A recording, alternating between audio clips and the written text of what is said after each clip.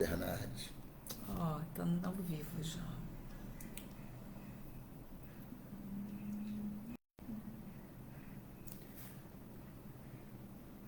Deixa eu ver se foi que eu não sei ver aqui.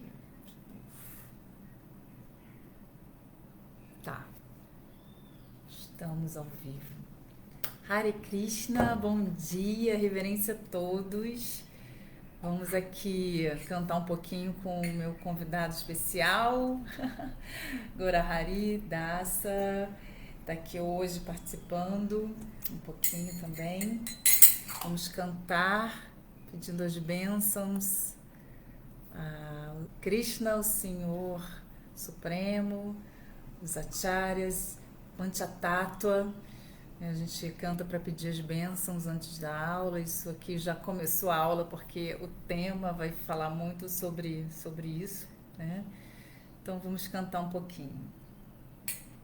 Jaya Jaya Sri Chaitanya Jaya Nityananda Jaya Jaya Sri Chaitanya Jaya Nityananda Jaya Dvaita Chandra Jaya Gaura Bhakta Vrinda Jaya Dvaita Chandra Jaya Gaura Bhakta Vrinda Jaya Jaya Sri Chaitanya Jaya Nityananda Jaya Jaya Sri Chaitanya Jaya Nityananda Jaya Dvaita Chandra Jaya Gaura Bhakta Vrinda Jaya Dvaita Chandra Jaya Gaura Bhakta Vrinda Jaya Jaya Sri Chaitanya Jaya Nityananda Jaya Jaya Sri Chaitanya Jaya Nityananda Jaya Dvaita Chandra Jaya Gaura Bhakta Vrinda Jaya Dvaita Chandra Jaya Gaura Bhakta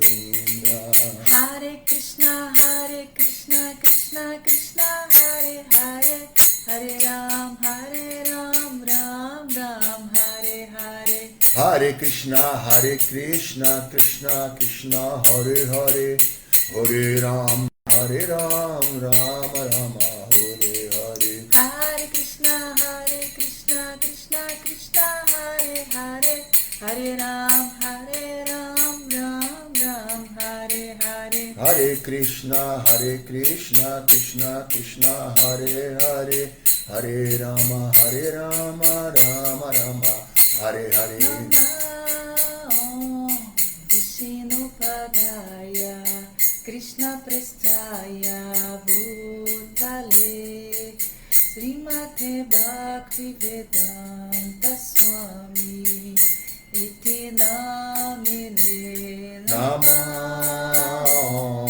Vishnu Padaya Krishna Prestaya Bhutale Srimate Bhakti Vedanta Swami Iti Namine Namaste Sarasvati Deve Gauravani Pracharine Nirvishesha Shunyavadi Paschatya Deshatarine Namaste Sarasvati Deve Gauravani Pracharine Nirvishesha Shunyavadi Paschatya Deshatarine Jaya Sri Krishna Chaitanya Prabhu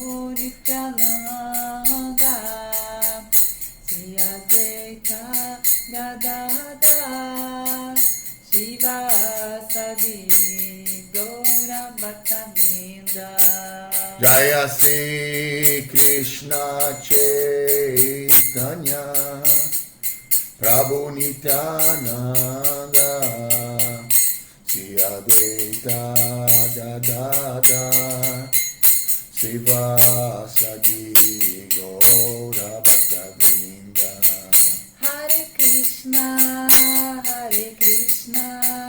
Krishna Krishna Hare Hare Hare Rama Rama Rama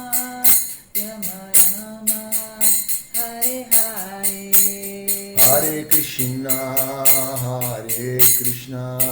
Krishna Krishna, Hare Hare, Hare Rama,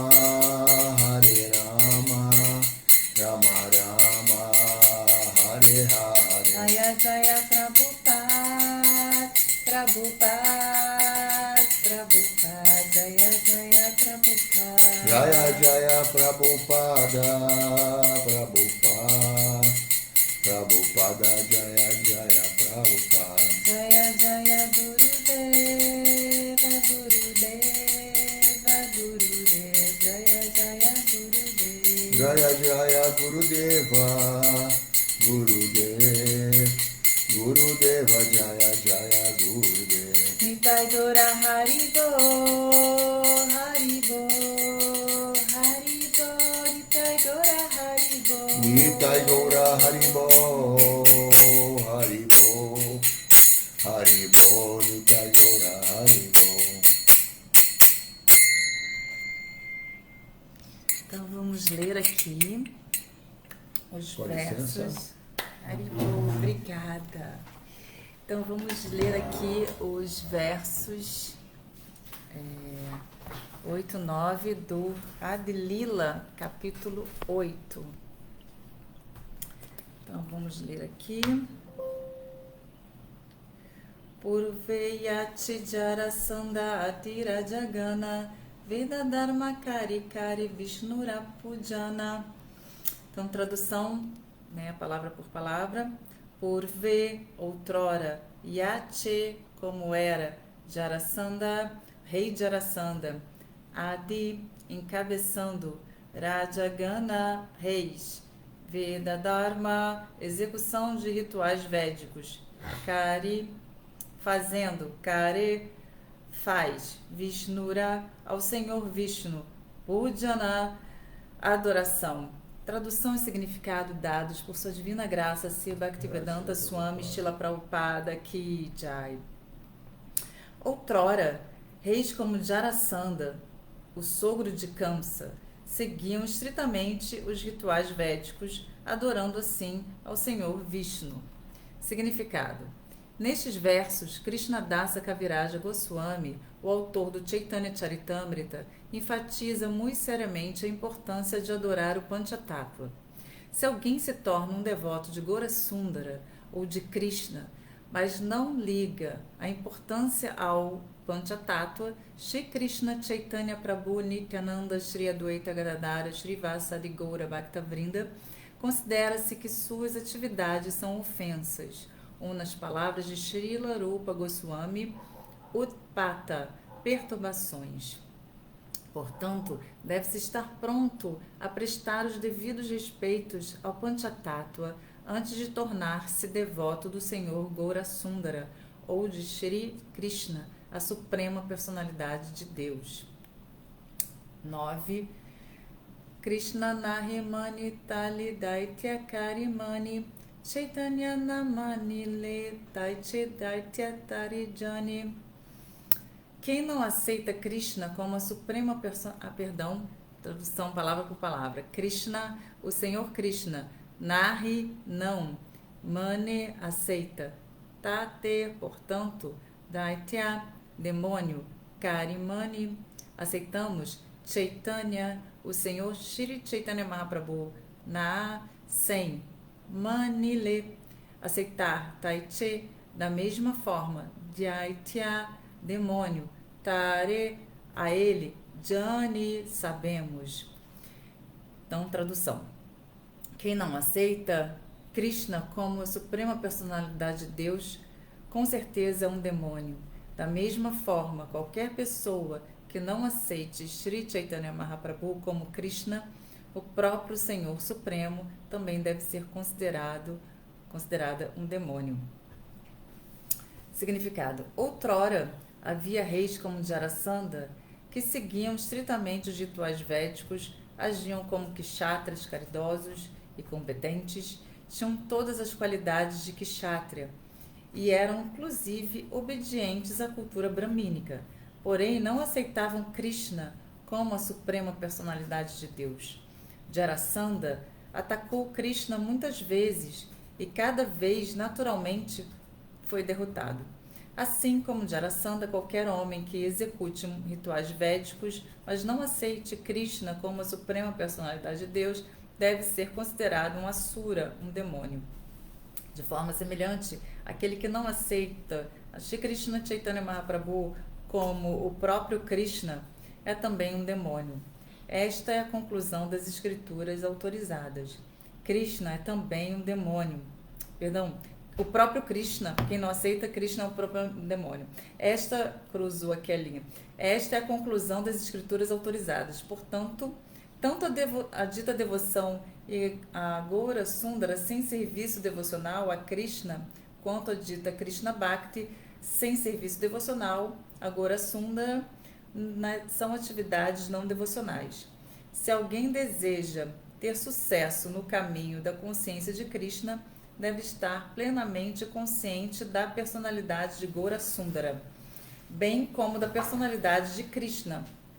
Conhecer a personalidade de Gaura Sundara quer dizer conhecer as personalidades de Sri Chaitanya, de Shri Krishna Chaitanya Prabhu Nityananda Shri Adwaita Gadadara Shivasa de Gaura Bhaktavrinda. O autor do Chaitanya Charitamrita, em concordância com as autoridades, enfatiza este princípio para quem quer alcançar a perfeição na consciência de Krishna.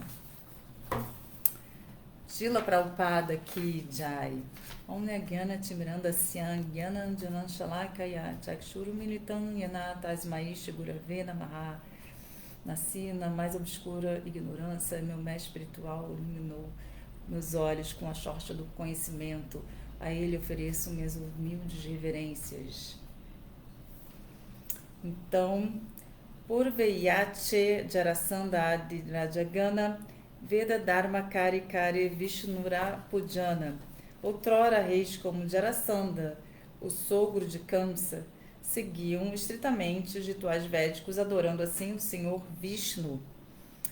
E Krishna Nahimani Tatedaita Karimani Chaitanyanamanile Taitedaitya Tarijani. Quem não aceita Krishna como a suprema personalidade de Deus, com certeza é um demônio. Da mesma forma, qualquer pessoa que não aceite Sri Chaitanya Mahaprabhu como Krishna, o próprio Senhor Supremo, também deve ser considerado um demônio. Então, assim, primeiramente, né, eu gostaria de enfatizar aqui uma prática de Krishnadasa Kaviraj, que é o autor do Sri Chaitanya Charitamrita, que ele começa, a gente vai lendo assim, o Chaitanya Charitamrita se encantando com a humildade de um devoto, né? E ele, em todos, se vocês perceberem, a gente pode ver que em todo o início de capítulo, né, Krishnadasa Kaviraja presta suas reverências, humildes reverências, né, a Chaitanya Mahaprabhu, ao Panchatattva. Ele vai reverenciar antes de falar qualquer tema, abrir um capítulo, né? Então, os grandes devotos puros, né, quando eles vão escrever, né, então a gente vê no Bhagavad Gita também, Prabhupada fazendo todas aquelas reverências, né, no Mangalacharana, e falando, né, reverências a todas as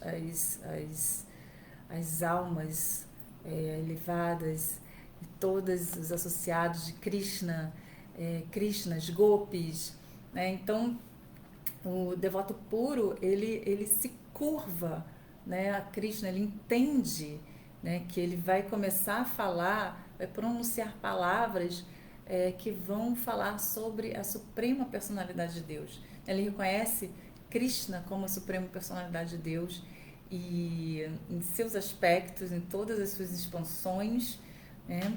Então ele vai pedir licença para falar sobre esse assunto tão especial, tão transcendental, que não é um assunto barato, um assunto qualquer.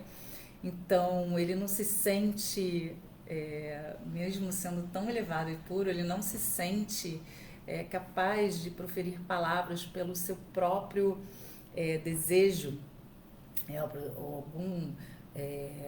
alguma questão que venha, né, mental, que seja diferente disso. Embora ele seja um devoto puro, ele não vai praticar tal gafe, vamos dizer assim, com a suprema personalidade de Deus, mas ainda assim ele pede humildemente para que possa falar, ter pureza em falar, que ele possa falar da vida do Senhor, né? Então é muito interessante a gente se deparar com esse comportamento do devoto puro que aqui está nessas páginas, né? E aí esse conhecimento que é revelado a ele vem à tona, né?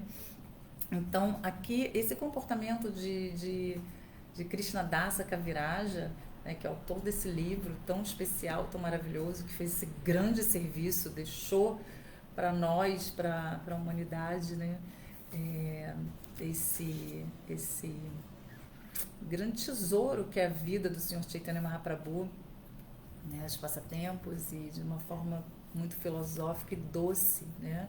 Então, aqui esse exemplo dele de Shri Krishna Dasa Kaviraja é o oposto do que ele vai falar aqui, né?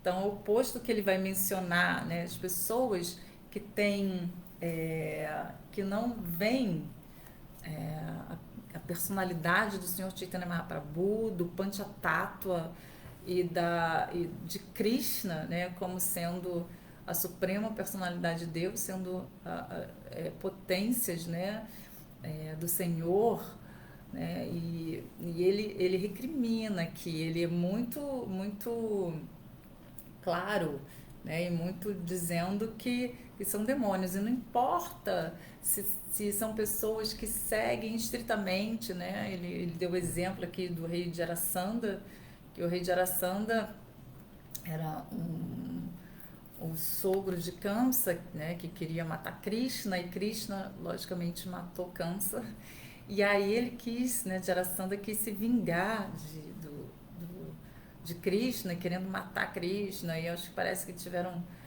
18 batalhas, né, entre o rei de Jarasandha, né, o exército dele contra Krishna, né, os associados, e no 18º ele foi morto, tem todo um passatempo, e por Krishna, né, logicamente. Então ele, como é dito, né, muitos não viam Krishna, né? Krishna ele poderia ser, ele está ali no planeta, né, naquela época, mas as pessoas não reconheciam ele como sendo a suprema personalidade de Deus, né? Certas pessoas não reconheciam, e tem aquele verso também, os tolos zombam de mim, né? Então, não reconhecendo que ele é a suprema personalidade de Deus. Então, isso se deve a um sintoma, assim, que Prabhupada sempre falou muito, assim, uma analogia interessante, né, que é a questão da catarata. Então, a pessoa tem uma catarata, ela não consegue enxergar, né, as coisas como elas são, ela perde a visão. Então, quando a gente tem essa catarata, né, então, dependendo do grau, né, então, uma coisa que vai ficar dá muita cegueira espiritual, né, então, a gente precisa remover essa catarata. Então a gente vai conseguir ver. Então, por exemplo, o Krishnadasa Kaviraja, ele tinha os olhos ungidos, né, pelo amor por Deus, né, por Krishna, e dessa forma ele conseguia enxergar Krishna, né, reconhecer a personalidade de Deus. Então, com isso, a gente, tendo contato com esses grandes devotos, a gente, porque assim, fala muito sobre a questão do demônio, né? Que deve ser considerado um demônio quem não vê. Então, primeiro de tudo, a gente precisa desconstruir essa palavra demônio, né? Então, acho que o Gorhari também falou um pouco sobre isso ontem na aula do Bhagavatam, e aqui aparece novamente, né? Então, a questão do demônio não é... Nós somos daquela cultura judaico-cristã, que acredita, né, que é um ser, né, que pode ser que faça referência a um ser, né, imaginário, né, que tem chifres e rabinho tridente. E isso é um arquétipo, né, que foi construído, né, na verdade, mas ele não, a gente não acredita nesse arquétipo no sentido nessa pessoa, né, não sendo uma pessoa propriamente dita, ou demônio, né? Mas assim, a gente percebe, como diz aqui também, mesmo que a pessoa não acredite nesse personagem, né, que sendo real, mas vê o demônio como sendo aquele que comete situações de muita atrocidade, tipo matar, né, somente esse tipo de pessoa, né? Lógico que isso é muito demoníaco, mas atribuir somente esse tipo de pessoa que mata, estupra, faz esses crimes muito, assim, vai lá em cima na, na, na atividade pecaminosa, muito lá em cima. Mas assim, o demônio é simplesmente aquele que, segundo a escritura que a gente segue, demônio é aquele que rejeita, né, as leis divinas para dar preferência ao próprio desfrute, né, para dar preferência ao seu capricho, né, seguir do seu jeito, da sua forma, é, é, a vida, né, pensa no seu próprio desfrute e quer viver de forma separada das atividades de Deus, né? Então a gente vê uma grande predominância com relação às outras eras, né? Então a gente, em outras eras, a gente tem aqui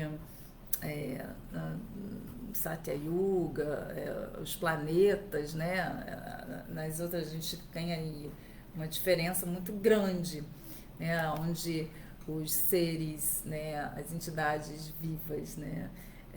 Divinas tinham seus planetas, as demoníacas tinham seus planetas, né? Depois pessoas de qualidades divinas e demoníacas, que eram bem separadas, passaram a residir no mesmo planeta, né? E depois esses dois passaram a residir em sociedades em comum e depois dentro do mesmo corpo, né? Então todos nós, né, temos em Kali Yuga temos qualidades divinas e demoníacas, né? Então temos cada um na sua proporção, né? Então com isso a gente fica, como o Gorari falou muito legal na aula dele ontem, a gente ou nutre quem que a gente vai dar de comer, né? Ou a Hiranyakashipu, né, que é um demônio que reside dentro da gente, né? Ou a nossa parte divina, ou para lá da Maharaj, né? Como tem no Passatempo, né? Que é bem ilustrado, aí de um grande devoto, né? Para lá da Maharaj, que era filho de um demônio, da família de demônio, e mesmo assim ele era um grande Vaishnava. E o pai tentou matá-lo porque ele era um grande Vaishnava e não estava seguindo uma dinastia demoníaca.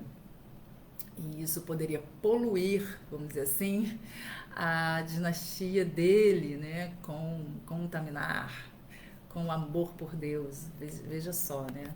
Então, ele quis, nisso, ele quis matar o próprio filho contou com a proteção de Krishna, né? Porque via Krishna em tudo, em todos os lugares.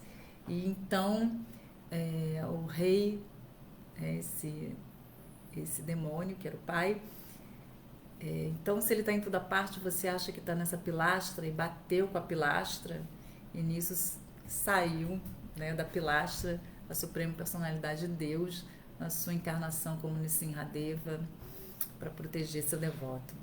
Então como eu estava falando, em Kali Yuga, essa qualidade demoníaca e divina está em todos nós, né? Então a gente acaba tendo que escolher, né, o tempo todo como a gente vai fazer enquanto devoto, né? A gente vai tentar ver o que a gente vai fazer, se a gente vai dar preferência em se aproximar da Suprema Personalidade de Deus ou continuar com o conceito de eu e meu, né? A gente pode ver que o conceito de eu e meu, ela está presente, né? Nessa Kali Yuga, assim, a pleno vapor, né? A gente vê que todos os problemas que a gente tem nesse mundo vêm desse conceito do ahankara, que é o falso ego, né? Que é esse conceito de eu e meu. E aí a nossa mente, ela está muito subjugada ao falso ego, né? Não, a inteligência também vai contribuir para traçar estratégias, né? Para estar ali querendo traçar estratégias para servir o eu e o meu, né? Então o eu e o meu, ele está ligado não só a pessoa, a própria pessoa, mas também a expansão dela, né? Como os filhos, a família, o Estado, né? Tudo que vai dar desfrute, né? A pessoa é algo que tem ali uma atenção especial, né? Mas a pessoa, ela é afetada por essa grande catarata que não consegue ver que tudo isso é muito temporário, que tudo isso acaba, né? Tem um tempo, tem uma validade, né? Então, quando acaba esse tempo de validade, né, nós temos que deixar tudo, né? Então, o que fica?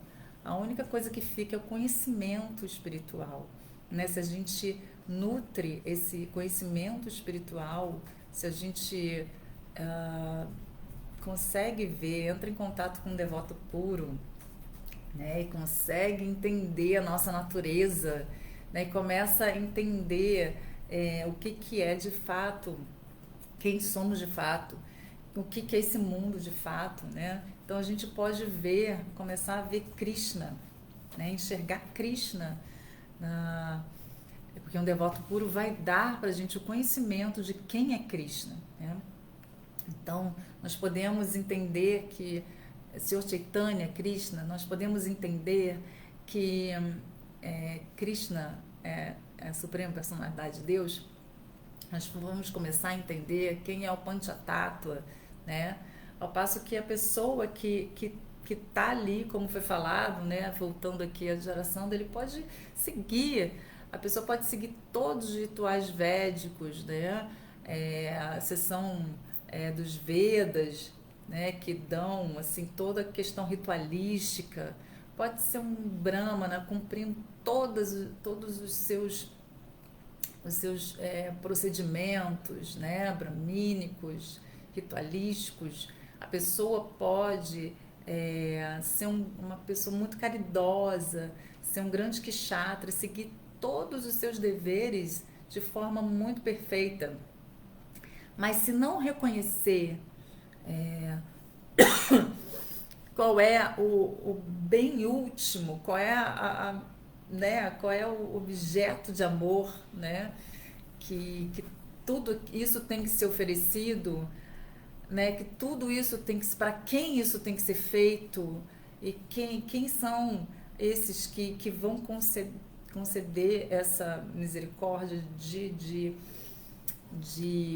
daquele serviço.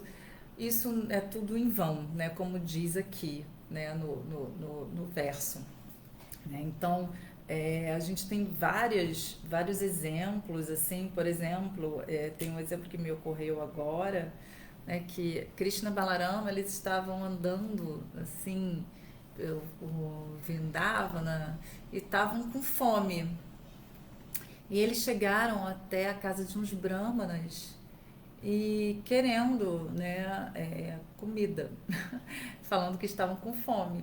E os brahmanas se recusaram a dar comida para Krishna Balarama porque eles estavam ocupados lá nos rituais védicos, nos rituais deles. E aí, né, as esposas dos brahmanas que resolveram, tiveram um sentimento tão grande de querer alimentar Krishna Balarama, e elas que prepararam é, toda aquela comida, né, e para servir Krishna Balarama, né? Então, assim, elas eram consideradas pessoas, mesmo sendo esposas dos brahmanas, não tão é, vamos dizer assim, não tinham aquele status todos dos seus esposos, né? Não tinha todo aquilo, eram pessoas mais simples e puderam entender, e elas, esposas, não tendo todo aquele aparato dos rituais, as esposas tiveram esse desejo de servir Krishna Balarama, né? Então, esses passatempos, eles ajudam a dar essa compreensão, né? Tem outro passatempo também bem interessante do senhor Varahadeva, que quando ele começou a se manifestar, está escrito no Srimad Bhagavatam, ele começou a se manifestar, a manifestação dele primeiro foi através do som. E ele produzia um ruído tão forte, assim, que muito mais forte do que não sei quantos trovões, né? E aí que tremeu tudo, né? Todo mundo sentiu um tremor com aquele som e os demônios ficaram apavorados, né? Que é isso, né? Os demônios ficaram muito apavorados. Ao passo que os devotos já sabiam, esse som é a suprema personalidade de Deus. Eles nunca tinham visto aquela forma, eles nunca tinham visto algo parecido, né? Ouvido algo parecido. Mas como vinha uma encarnação da suprema personalidade de Deus, eles sabiam, eles tinham certeza que era Krishna, né? E eles ficaram tranquilos, eles não sentiram um pingo de medo. Então, o devoto puro, aquele que tem um coração completamente puro, né? Ele vê Krishna, ele reconhece Krishna em todas as suas manifestações. Ele sabe reconhecer, porque Krishna se revela para ele, né? Então, nós temos a Bhakti, todos nós temos Bhakti nos nossos corações, só que ela está, vamos dizer assim, coberta, né? Então, essa cobertura nos cega. Então, a gente não pode ver Krishna, né? Então, com isso, a gente só vai poder ver Krishna, né? Em sua maior plenitude, talvez não na plenitude, mas a gente vai entender Krishna porque ele vai deixar ser entendido, né? Por conta da nossa pureza. Então, quanto mais puros a gente tiver, mais a gente vai poder ver Krishna, né? Então, a gente também só pode ver Krishna e conhecer Krishna através de alguém que sabe quem é Krishna, quem conhece Krishna, quem é íntimo de Krishna, né? Que é um mestre espiritual, ele que vai dar o short, né, do conhecimento, aquela oração anterior, ele que nos dá a visão, né, para enxergar Krishna, né? Então, quem é Krishna e tudo mais. Então, a gente tem aqui uma misericórdia muito grande, né? O Chaitanya Mahaprabhu, ele veio como um devoto, né, para ele poder ser visto, né, nessa era de Kali, né, como ele fez todos os arranjos para que as pessoas pudessem se associar com ele, né, de alguma forma. Então, distribuindo os santos nomes do Senhor nas ruas, acompanhado dos seus associados, que é o Panchatattva, né? Então, ele é a encarnação da misericórdia de Krishna, né? Ele vem numa encarnação que é ele e Radharani, né? Srimati Radharani e eles juntos vêm, né, essa potência maravilhosa dos santos nomes, né, que na verdade é uma encarnação deles mesmos, né, dos santos nomes. E com isso, o Panchatattva também vem, né, antes de vir, de Sr. Chaitanya vir, a Advaitacharya, né, que é uma encarnação de Mahavishnu, em Sadashiva, ele ora para que o Senhor venha, né? Ele ora com muita profundidade, né? Fazendo muita austeridade todos os dias, ele vendo como a irreligiosidade estava preeminente cada vez mais. Então ele ora para que o Senhor venha, né? Então ele vem, né? E atendendo o pedido, né, do seu grande devoto Advaitacharya, ele vem. E aí depois também, né, Nityananda Prabhu vem, e ele é o Senhor Balarama, né? Simplesmente o Senhor Balarama. E ele vem para dar também misericórdia, porque ele vem arar, né? Como o Senhor Balarama, ele Nityananda é o mestre espiritual original, ele vem arar, né, o coração, né, o terreno do coração de todos nós, para que possa ficar fértil para receber a misericórdia, receber o conhecimento, né? Então, com isso, o Nityananda também é um grande associado Senhor, que abriu o mercado dos santos nomes, como diz, né? Então, tem como diz a oração, se não me engano, de Narottama Das Thakura, que ele fala, uma canção linda que ele compôs, né? Se o Chaitanya não pode me dar misericórdia, por favor, Nityananda me dê misericórdia. Se Nityananda não puder me dar misericórdia, por favor, se Adwaita me dê a misericórdia, né? E aí por aí vai, se Adwaita não puder me dar misericórdia, por favor, Gadadara me dê misericórdia. Que Gadadara é a expansão, né, da personalidade de Srimati Radharani, né, da energia devocional de Srimati Radharani, né? E Srinivasa, né, se Gadadara não pode dar a misericórdia, por favor, Srinivasa dê a sua misericórdia, que Srinivasa ele representa os devotos puros, né? Que é ali uma expansão de Narada Muni, que diz. Então o devoto ele vai reconhecer essas grandes personalidades, né, que fazem parte do Panchatattva, né, que são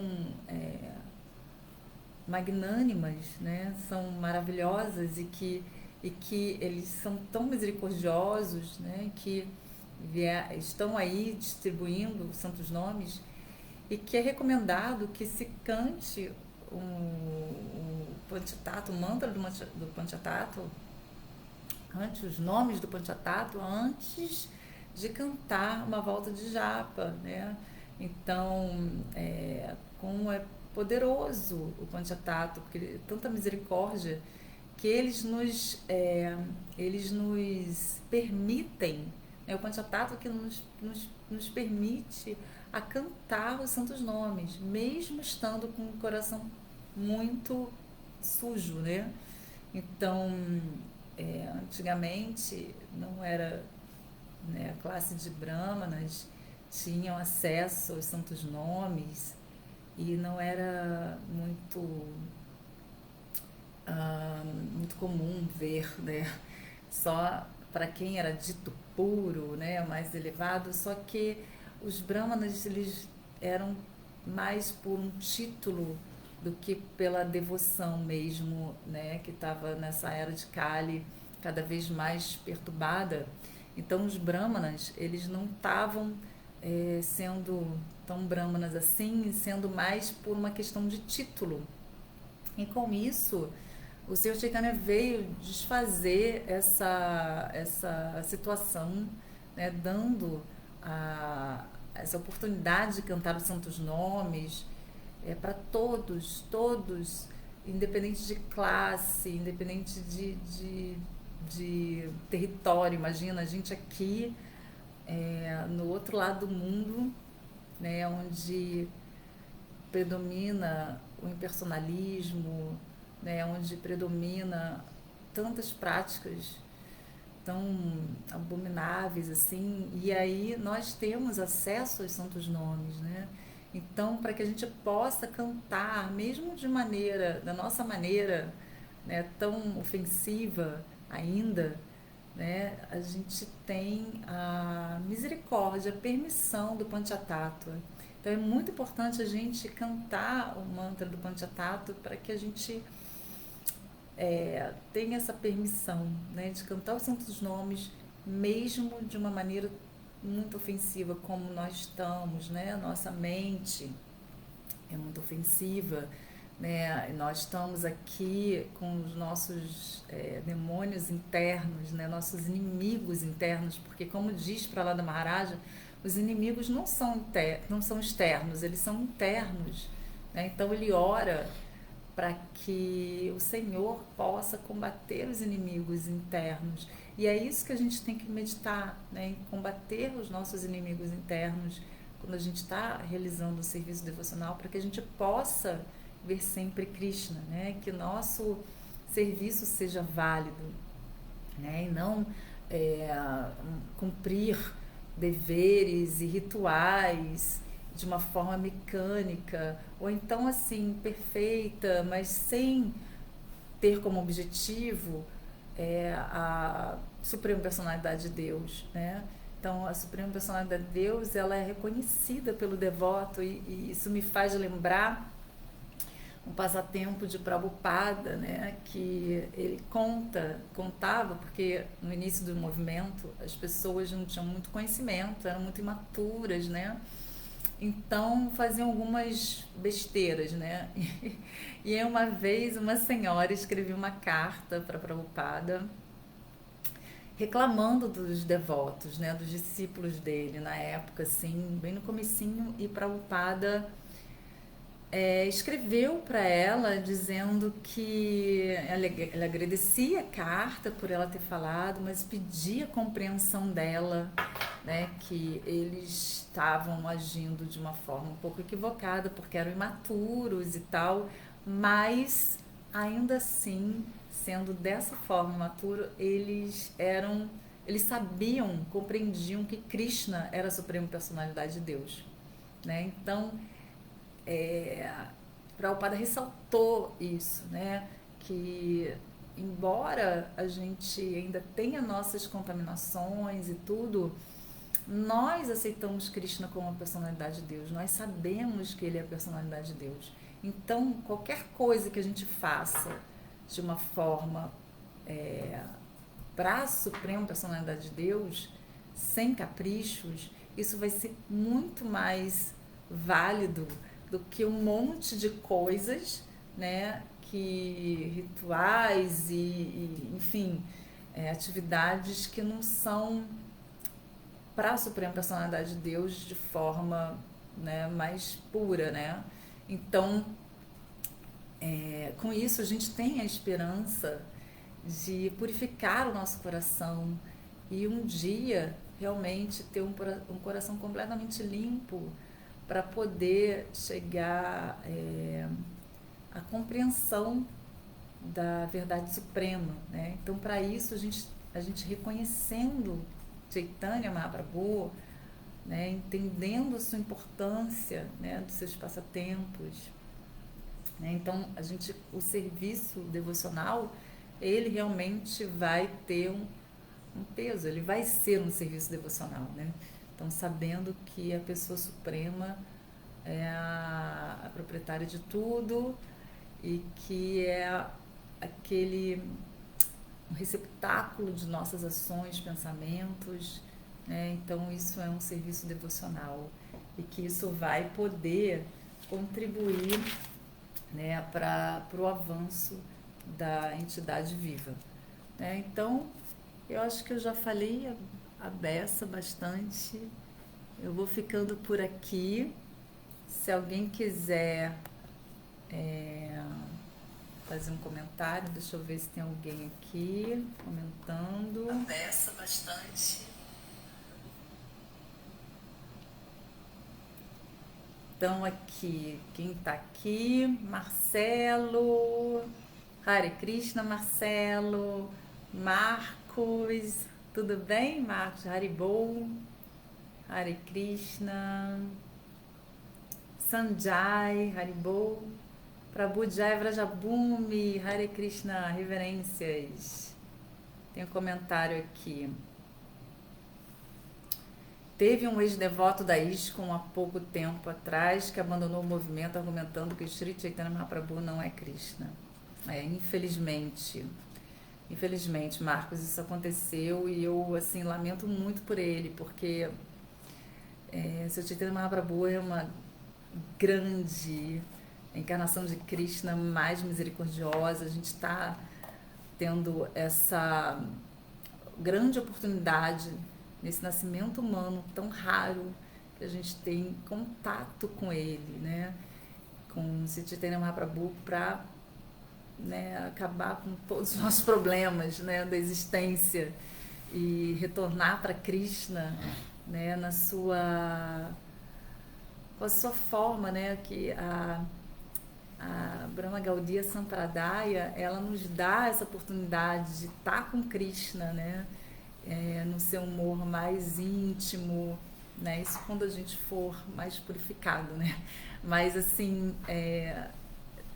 tem essa linha, né, tão maravilhosa que é um desperdício, né, a gente pensar dessa forma, infelizmente. Posso fazer uma adendo aí? Bem, o Goura vai falar aqui. Oi, gente. Deixa eu fazer um comentário em cima dessa colocação do Marcos aí. Na realidade, eu assisti esse vídeo e esse devoto ele fala em Vallabhacharya, né, que é Vallabhabhata, que também é da época de Chaitanya e seria supostamente uma encarnação também de Vishnu, né? Assim, bem pueril, né, porque ele não cita, a gente tem que seguir Guru, Shastra e Sadhu. Ele não cita nenhuma referência, né? E quando a gente estuda o Chaitanya Charitamrita, eu sugiro a você, Marcos, você leia o capítulo 7 do Antya-lila das conversas de Chaitanya Mahaprabhu com Vallabhabhata. Então, Vallabhabhata, ele, aqui para ser bem simplificado, né, a história é longa, ele rejeita os comentários de Siddhara Goswami sobre o Srimad Bhagavatam, que na realidade ele criticava esses comentários de Siddhara Swami por, segundo ele, ter alguma ênfase em jnana, em conhecimento, que, segundo ele, era um resquício da filosofia Advaita, não dual, de Sankaracharya, né? Porém, essa interpretação dele foi refutada por Chaitanya Mahaprabhu, porque Siddhara Goswami, que é um comentador, um Vaishnava erudito, né, que surge um pouco antes de Chaitanya Mahaprabhu, ele dá ênfase em Bhakti, sim, dá muita ênfase em Bhakti, mas ele explica também que nós, enquanto almas condicionadas, na nossa fase contaminada, e a gente já explicou isso algumas vezes, né, nós precisamos de conhecimento, né, para nos purificarmos e fazermos as nossas escolhas corretas, escolher aquilo que agrada a Deus e não o que nos afasta de Deus, né? A gente já teve a oportunidade de discutir essas coisas, então Gyana é importante também, mas Bhakti, é claro, Bhakti Yoga, a supremacia de Bhakti Yoga, ela é declarada por Krishna na Bhagavad Gita. Então, Vallabhabhata, nesse capítulo 7, ele expressa um certo orgulho do seu comentário, ele é refutado por Chaitanya Mahaprabhu, a ponto de tornar o ambiente extremamente constrangedor. Mas no final da história narrada por Krishnadas Kaviraj, nesse capítulo 7 do Antya-lila, Vallabhabhata, ele se rende ao Sr. Chaitanya, né? Ele entende que o Sr. Chaitanya estava refutando os comentários dele do Srimad Bhagavatam por causa do orgulho dele de se achar orgulhoso do seu trabalho, né? E no final ele acaba aceitando a iniciação de Gadadhara Pandita, que era um grande mestre, né? Um dos membros do Panchatattva, no qual Valabhabhata tinha muita devoção, né? Mas essa escola, essa linha filosófica de Valabhabhata, ela continuou com o filho dele mesmo depois. E são muito respeitados hoje, os Gaudiya Vaishnavas, eles respeitam essa linha, né? Se eu não me engano, chama-se Priyat Marg. Existe esse respeito mútuo, né? Mas esse devoto, ele usa esse argumento até meio pueril, né? Sem nenhuma evidência escritural de que os devotos da ISKCON não falam sobre Vallabhacharya. Isso está escrito no Chaitanya Charitamrita, como eu falei no capítulo 7 do Achalila, e você pode ver lá o que de fato aconteceu. Eu tentei resumir aqui rapidamente, tá? Era isso que eu queria falar a respeito dessa rejeição desse ex de devoto da ISKCON, né? Então, continuando aqui, Anabela, Hare Krishna, Anabela, Jaque, Haribo, tudo bem? Fica aqui ainda. Vem cá. Lila Govinda Dassa está respondendo aqui o Marcos. Isso é o que acontece quando se comete gura parada. A gente tem que ter muito cuidado com as aparadas, né? Assim, o Gura parada, Seva parada, Vaishnava parada, né? A gente tem essa propensão, a gente tem que ter muito cuidado, sabe? Muito cuidado mesmo. Então, peraí, vamos lá de novo. Lila Govinda, Hare Krishna. Então, Marcelo pergunta, a essência de Bhakti Yoga é o Mahamantra Hare Krishna?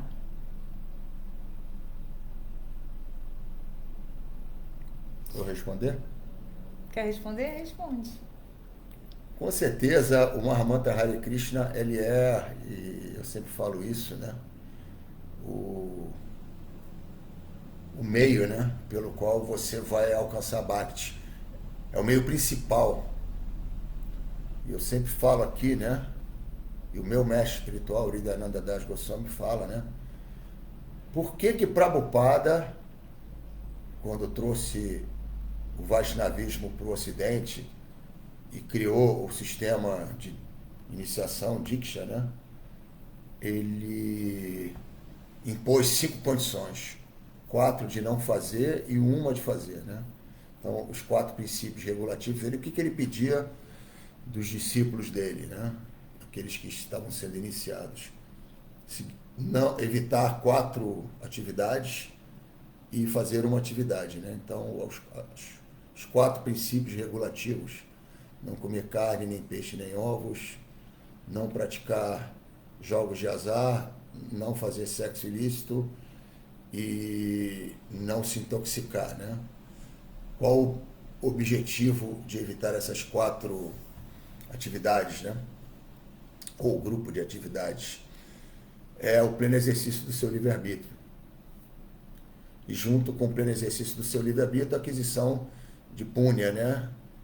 De características que são necessárias para o buscador espiritual. Então, quando você não pratica jogos de azar, você desenvolve veracidade. Quando você não se intoxica, você está propenso a sacrifício, austeridade.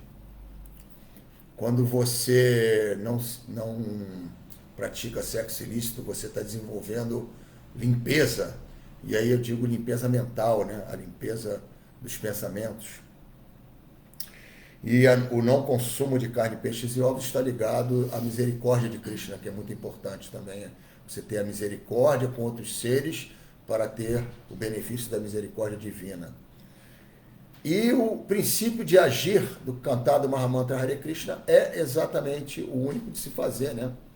E por quê que se requer o Mahamantra Hare Krishna? Porque esse Mahamantra, como já foi explicado também em outras aulas, ela é a encarnação sonora do próprio Senhor Krishna, né?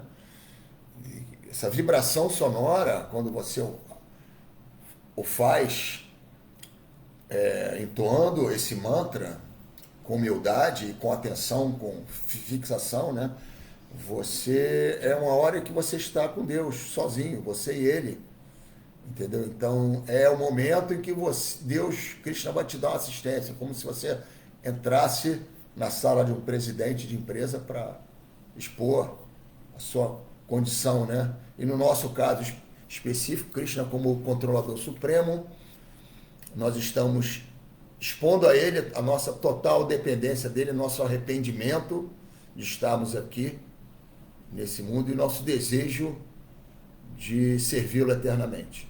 Então esse é o princípio místico do cantar do Mahamantra Hare Krishna. E esse cantar, ele fará, esse ouvir atento do Mahamantra, vai limpar o seu coração, vai eliminar os anartas, né? Esses desejos, essas contaminações que estão impregnadas no nosso corpo sutil de vidas e vidas passadas, né? E vai fazer essa transformação extraordinária de fazer com que nós nos desapeguemos daquilo que é gratificação sensorial e nos apeguemos àquilo que é realmente serviço devocional. Então você toma gosto pelo serviço devocional, gosto superior que o Prabhupada fala, né? Então você passa a apreciar, estudar as escrituras, você passa a apreciar, cozinhar para Krishna, você passa a apreciar, oferecer elementos para Krishna, ter Krishna um altarzinho em casa, oferecer incensos, flores, a sua própria comida. Você tem interesse em se associar com os devotos, em celebrar as grandes datas do calendário védico, se associar com devotos, né? Revelar sua mente em confidência, e por aí vai, tudo num crescendo, né? Então essas atividades elas se tornam prazerosas e desejosas da alma espiritual quando você começa a limpar o seu coração. E a principal ferramenta de limpeza do coração é o cantar sincero e humilde e atento do Mahamantra Hare Krishna. Então Prabhupada nos deu essa quantidade mínima de 16 voltas por dia, lembrando que lá na Gaudiya Math, onde os devotos, onde Prabhupada pertencia, né, que foi fundada pelo seu mestre espiritual Bhaktisiddhanta Sarasvati Thakura, se cantava um mínimo de 64 voltas por dia.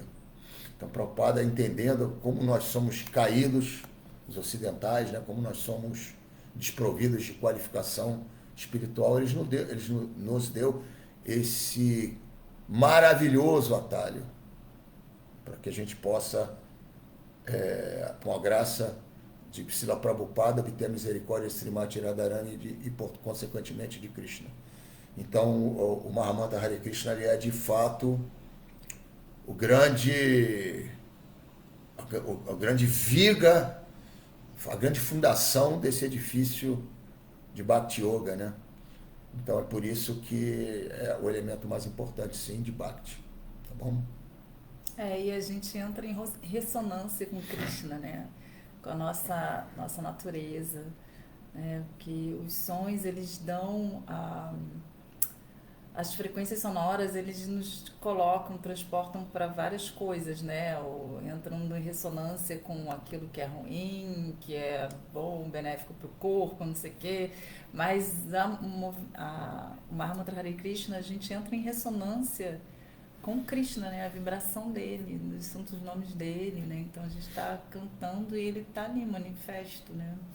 E aí Yuga Dharma, né? O cantar dos santos nomes nessa era é a atividade principal, né? Que a gente tem, e que Krishna é tão acessível, né? Às vezes aquilo que é falado, né? Que acho que o Prabhupada falou, que as pessoas não dão muita credibilidade porque é simples, né?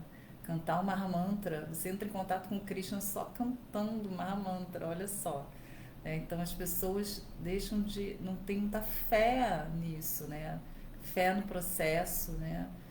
E que essa fé também exige essa determinação, porque se a gente tivesse toda essa fé no Mahamantra Hare Krishna, a gente nunca se distrairia na japa, né? Então é algo que a gente tem que construir mesmo, assim, sabe? Ler né? A Prabhupada também falava, esses livros são para convencer a gente a cantar o Mahamantra, né? Porque a gente precisa acreditar mesmo, né? Então, levar essa, essa, essa fé e determinação, né? Todo dia tá ali cantando e atribuindo aquilo mesmo. Nossa, que é Krishna, eu não vou pensar em outra coisa, eu não vou fazer outra coisa. Então a gente tem que ter essa coisa em mente, né? E ali tá tudo, né? Porque tá o nome tem evocando o serviço devocional, né? O Mahamantra Hare Krishna, quando a gente entoa, a gente está cantando, está evocando a potência interna de Krishna, né? O Rama, que tem todo o prazer, né? Reservatório do prazer, né? Então, todas essas combinações, a gente está ali, toda a essência está ali, na verdade mesmo, né? No Mahamantra Hare Krishna. Então aqui, peraí, tem mais coisa aqui. Vamos ver. Sundarangi, Haribo, Sundarangi, Hare Krishna. Hare Krishna. Gratidão pela aula, talvez seja bom traduzir o que é parada, pois pode ser que alguém não conheça esse termo. A parada é ofensa, né? Ofensa, então, guru, a parada, ofensa ao guru. Ofensa ao serviço, ofensa aos Vaishnavas, Vaishnava parada, Seva parada, né? Então Marcelo está fazendo outra pergunta. O desejo de querer sair desse mundo material e voltar ao lar não seria equivalente a Arjuna, que queria fugir do campo de batalha? Eu diria que não. Porque o que acontece? Vamos ver a situação de Arjuna. A situação de Arjuna era a seguinte: ele estava utilizando argumentos para Krishna, argumentos até inteligentes, tá? De não lutar no campo de batalha. Porque do outro lado, né, do exército dos Kurus, tinham parentes, mestres de armas, pessoas com as quais Arjuna havia se relacionado, né, e tinha uma certa afeição, né? Mas esses argumentos, eles foram um a um derrubados por Krishna, né? Principalmente ao longo do capítulo 3, né? Quando Krishna fala da necessidade de você agir conforme a sua natureza, né? Então ele usa diversos argumentos muito inteligentes para Arjuna, do tipo: Arjuna, você é um guerreiro, você está... todos os esforços diplomáticos foram feitos, agora a guerra é inevitável, nós estamos aqui no campo de batalha, você é um guerreiro, de nada adianta você tentar se transformar num brahmana que vai meditar, porque você vai acabar se frustrando, não é a sua natureza, né? E a sua natureza é uma natureza de kshatriya, de lutador. Você deve entender que é meu desejo, então Krishna ali já está se manifestando como a suprema personalidade de Deus, é meu desejo que o exército inimigo, que representa o adharma, né, a irreligiosidade, seja derrotado. Todos esses homens já estão do outro lado do exército, já estão mortos, e cabe a você deliberar. Aliás, Krishna sempre nos dá o livre-arbítrio, né? Mesmo depois de ele explicar toda a Bhagavad Gita para Arjuna, ele fala, né? Krishna ainda é humilde, né? Fala: olha, eu expliquei todo esse conhecimento, agora delibere sobre ele e tome a sua decisão. Mas voltando ao ponto, Krishna usa vários argumentos, né? Como Arjuna, se você é um representante do exército, né? E você é um cara muito tido como referência pela sociedade. Se você falha no seu dever, você vai dar um exemplo negativo para a sociedade. Então ele vai explicando, tá? Desde o capítulo 2, né?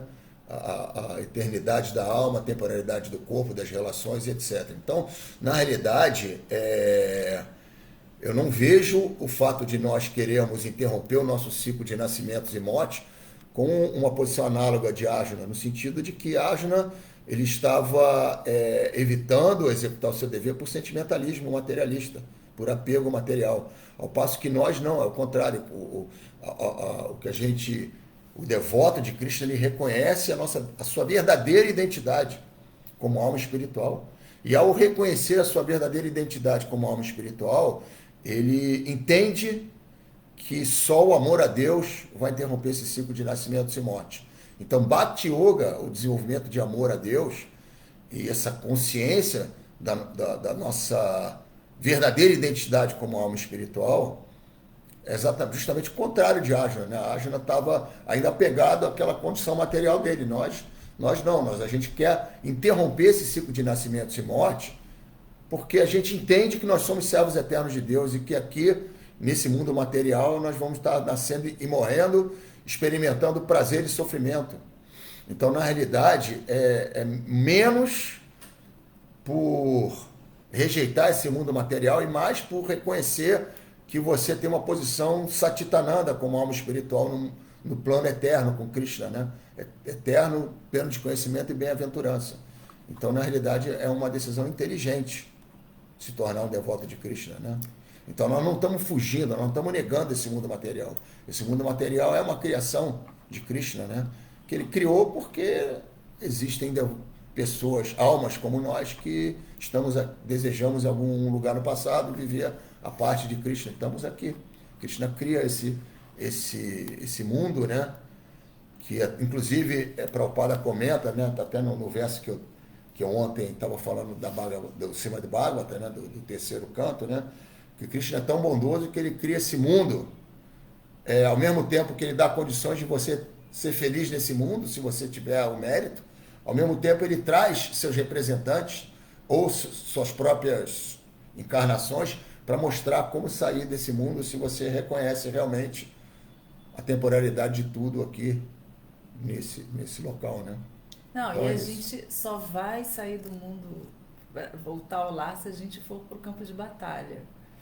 Porque a gente, Arjuna, ele estava falando isso, né? Você tem que lutar, né? Na verdade, ele estava falando, Krishna estava falando pra gente, né? Enquanto Arjuna estava fazendo o papel da gente, vamos dizer assim, né? Confuso, exatamente, com um monte de anarta, com um monte de impurezas que a gente quer deixar ali, a gente não quer mexer, a gente quer deixar tudo bonitinho ali. E com isso, Krishna fala pra gente lutar o tempo todo. Vai pro campo de batalha, luta contra o seu falso ego, suas paixões internas, seus inimigos internos. Ele quer que a gente destrua os nossos inimigos internos para poder voltar para Krishna. Se a gente não tiver lutando contra isso, como a gente falou aqui antes, nos inimigos internos, a gente não vai voltar para o lar, né? Voltar para o Supremo. Então, se a gente fugir da batalha, que a gente não vai, né? É o contrário. Então, olha, Luiz Carlos Guzmão está falando, no Bhagavad Gita 10.25, né, que a gente está falando da japa, falou aqui bem, japa e águia cantar é o sacrifício mais simples e puro, tudo que é mais sublime. Exatamente, vamos falar correto, da japa. Muito bom. Então, acho que não tem mais comentários nem perguntas. Vamos encerrar aqui. Agradeço muito pela associação de vocês. Muito obrigada mesmo. Espero que tenha sido um bom momento para todos nós. E desejo um ótimo domingo, com muitas reverências a todos. Srila Prabhupada Ki Jai, Chaitanya Charitamrita Ki Jai, Gaura Premanande, Haribol.